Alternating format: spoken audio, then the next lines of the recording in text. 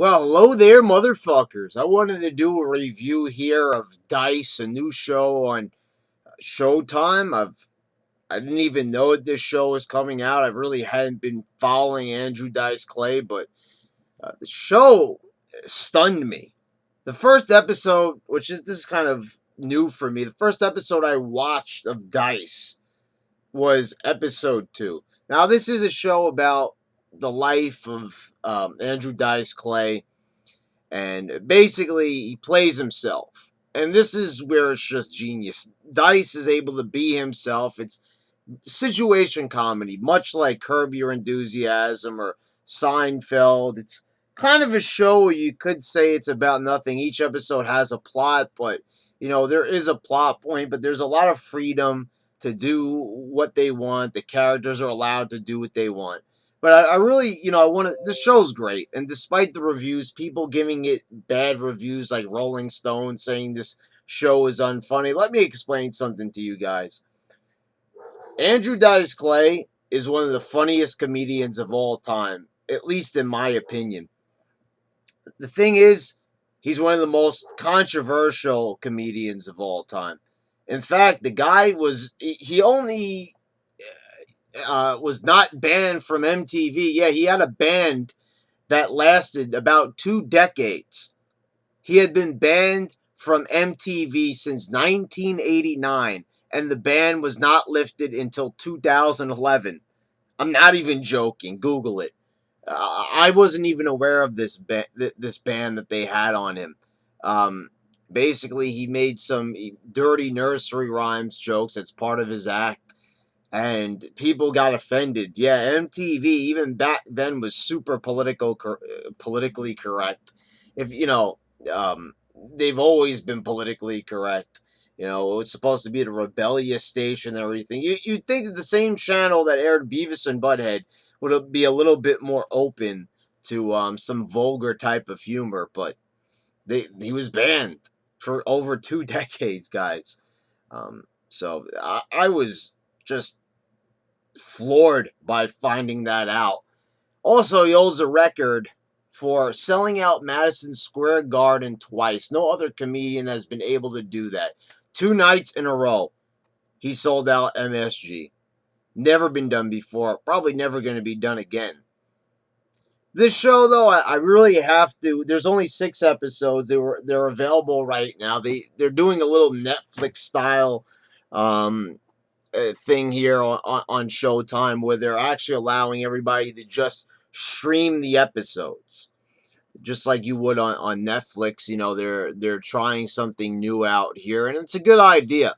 I gotta direct everybody's attention to episode 2, though, the first episode that I saw of the series with Adrian Brody. And I just gotta say, guys, I've always been a fan of Adrian Brody, but he fucking knocked my socks off here, to say the least.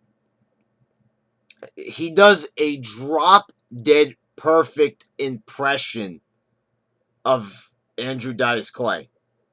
The episode is basically about Adrian Brody. He's a method actor. He wants to get to know Andrew Dice Clay. He wants to learn his mannerisms, the way how he talks, his speech patterns, everything, his style.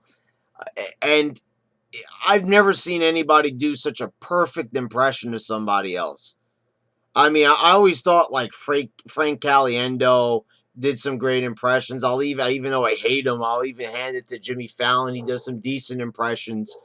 But I mean, this guy does some amazing impressions. Adrian Brody not only is he a great actor, but he's hilarious.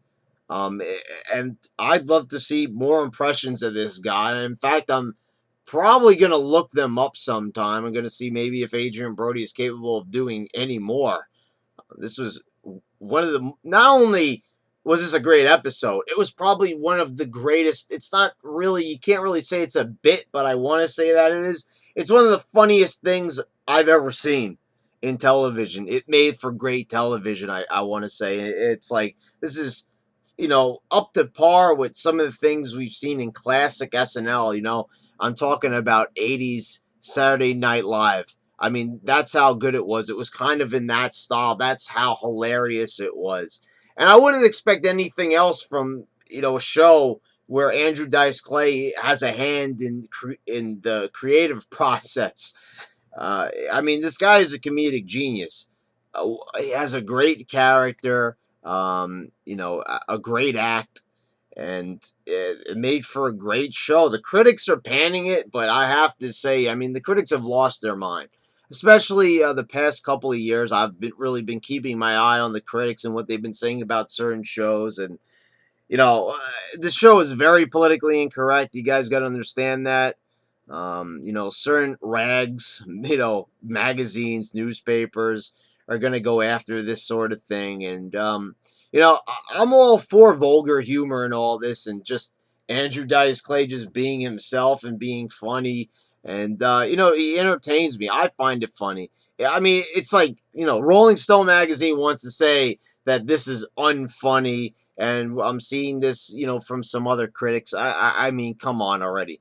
Like a 37% on Rotten Tomatoes. Here we go again with the critics just, thinking that they know what they're talking about. The thing is, you don't find it funny, great. Okay, don't ruin it for everybody else because you got millions of people who love Andrew Dice Clay. He's not as popular as he used to be, but hopefully with this show, he'll get some of his fans back.